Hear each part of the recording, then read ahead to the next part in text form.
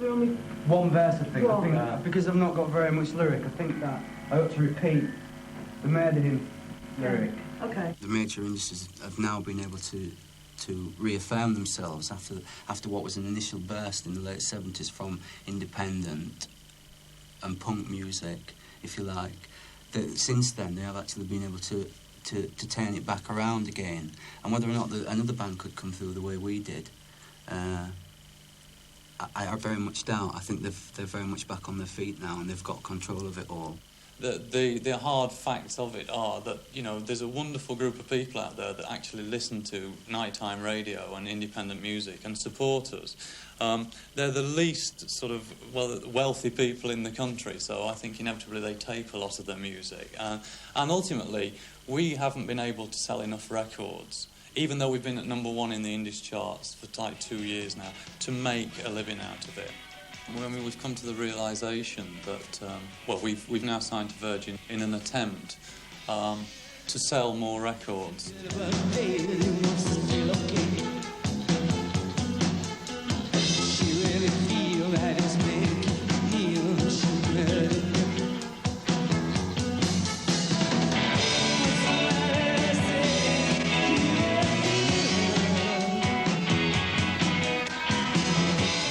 The Red Guitars do, which is different from what Billy Bragg does and the Redskins.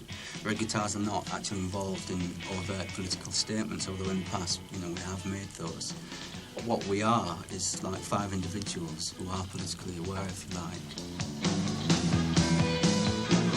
I'm actually quite interested in sexual politics. For example, the song we're working on today is a song about marriage and about, about the fact that in 1958, a lot of women got married, were preparing themselves for a new kind of consumerism, which happened in the 60s, and a lot of those marriages fell apart, you know, and in fact, I was in fact the product of one of them. So there's always like a sense that even love songs can be political, you know, that love always takes place against some kind of state machinery.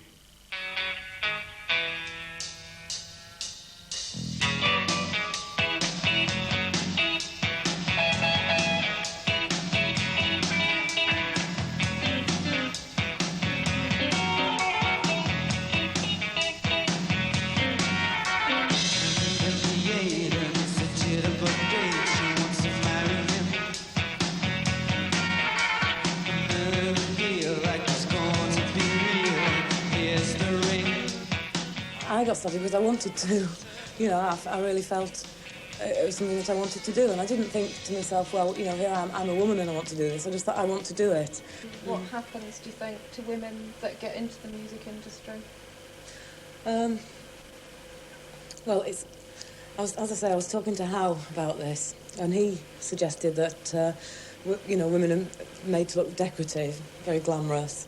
Although I do feel that it's a general problem, because everybody, you know, there's a lot of pressure to look right, to conform to some sort of image, even if it's not a very definite one. I do think that... Why do you think that is? Well, because that's what the press expect, that's what the media expect. If a band signs to a company, a big company, and they're in a certain mould, you know, if the company can pick out, you know, which is not difficult to do, that they're good-looking or they're sun-tanned, or they're young, you know, or they're Madonna lookalikes or whatever, then they'll sell them as much on the way they look as the way they sound, which I don't think is a remote possibility with the Red Guitars. And we're going to have to take on the merits of the music.